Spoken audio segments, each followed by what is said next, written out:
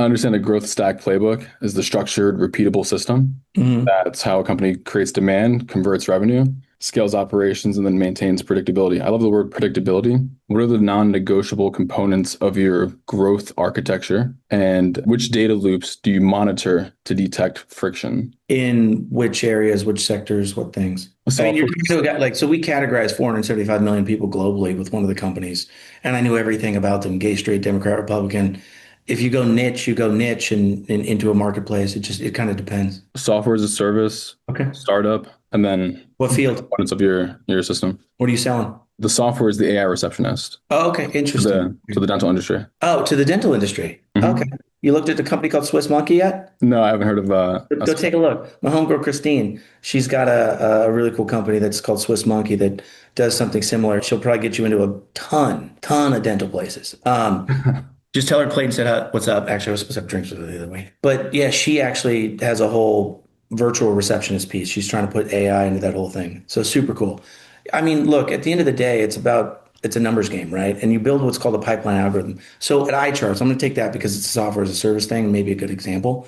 At iCharts, I scaled the business off basically two or three numbers. One was 2.2, and the other one was my average deal size value. And everybody goes, what the hell is 2.2? And 2.2 was the number of net new opportunities per day my sales reps needed in order for my company to go like this. At two, I went like this. At 1.8, I was this. At 1.5, I was this. And at 1.2, I was basically stagnant.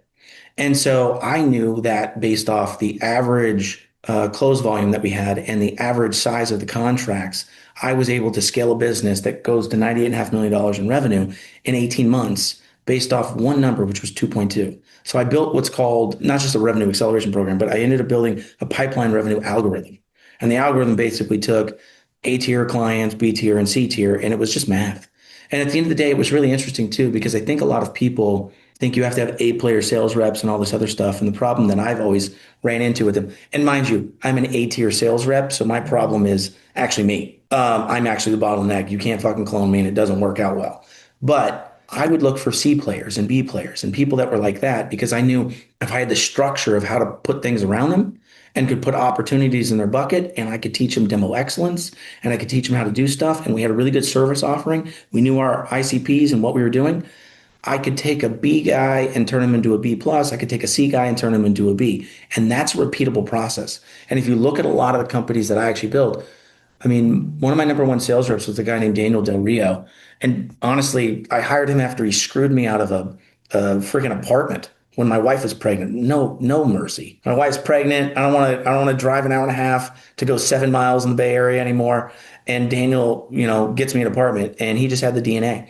The other sales rep I started iCharts with was a former pastor, children's pastor, and he used to slang the gospel. He was just good with his words, right? And so you start with different DNA and you figure it out from there. But there is this honing process as a founder where you have to listen to that message and you got to listen to every recording. And I think that's the really hard part. I don't think people put the work into after your sales reps have done their job. Are you listening for tones? Are you going through things? Are you doing stuff? Are you listening to their pitches and how people are reacting? What are the discovery questions and things like that? But if you nail down discovery questions, demo excellence, and push really hard towards the idea of understanding conversion rates and net new opportunities, you basically have built an algorithm that can scale a business. You can take that to any founder or funder or any VC or anybody out there and just say, look, I know my numbers. Here's what it is. That's why they give you money. We're not going to give money to people where they're still going, I don't know if this works, that works, this works, or that works.